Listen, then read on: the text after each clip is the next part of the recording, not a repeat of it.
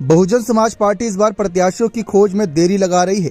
अमूमन हर आम चुनावों में बहुजन समाज पार्टी की सूची 6 महीने से साल भर पहले आ जाती है, लेकिन इस बार चुनाव को मात्र 2-3 महीने बचे होने के बावजूद बसपा एक भी प्रत्याशियों की सूची जारी नहीं कर पाई और न ही लोकसभा के परिवारों की लिस्ट की सामने आई है। सूत्रों की माने तो बहुजन समाज पार्टी इस बार जल्दी की बजाय आराम से रुक कर सोच समझकर जिताऊ प्रत्याशी की खोज करने में जुटी है। इसी को लेकर एक वरिष्ठ पत्रकार कहते हैं कि बसपा इस बार अपनी रणनीति में परिवर्तन करते हुए काम कर रही है। उसको अकेले चुनाव लड़ना है और इसलिए वह इंतजार कर रहे हैं कि दूसरी पार्टियों के प्रत्याशियों के मैदान में उतरने का। इस बार बसपा के लाइन पर सपा चल रही है और सपा की लाइन पर बसपा चल रही है। यूं तो राष्ट्रीय पार्टियों में कांग्रेस सबसे आखिरी में टिकट का ऐलान करती थी और उसी तरह सपा भी यूपी में करती थी। वहीं बसपा सबसे पहले ऐलान करती थी, लेकिन इस बार सपा सबसे आगे है और बसपा इंतजार कर रही है। कह सकते हैं कि तूफान से पहले की शांति हो सकती है।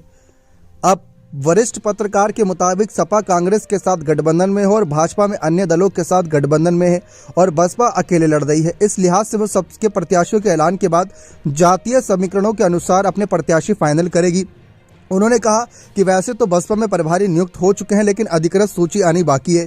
साथ ही उन्होंने कहा कि बसपा इस बार बड़ी संख्या में अल्पसंख्यक प्रत्याशियों पर भी दांव लगा सकती है, जिसका खासा प्रभाव पश्चिम में देखने को मिल सकता है। बसपा की कोशिश होगी कि वो दलित और अल्पसंख्यक मतदाताओं का अधिक से अधिक रिझाने की कोशिश करे।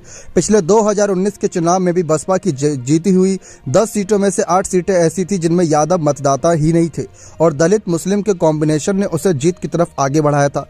वरिष्ठ पत्रकार कहते हैं कि बसपा ने अकेले 2019 का चुनाव लड़कर 0 सीट पाई थी। वहीं 2019 में सपा के साथ गठबंधन पर 10 सीट। बसपा की कोशिश है कि उसकी ये सीट बरकरार रहे, इसलिए रणनीति में देरी हो रही है। उन्होंने कहा कि इस बार बसपा मौजूदा माहौल देख रही है और जिन मजबूत स्थानीय प्रत्याशियों पर सपा और भाजपा टिकट नहीं दे रही है वो जिताऊ है। साथ ही टिकट पाने को आतुर है, उन पर भी मायावती दांव खेल सकती हैं। यानी कि जो नेता को टिकट सपा और भाजपा कांग्रेस नहीं देगी वह बागी हो जाएंगे और वह बागी नेता टिकट की लालसा में मायावती की बसपा की तरफ दौड़े दौड़े चले आएंगे, जिससे मायावती उस पल का फायदा उठा सकती हैं और ऐसे में मायावती के इस दांव से विपक्ष चित हो सकता है कई सीटों पर। बने रहे चैनल के साथ। बहुत बहुत धन्यवाद।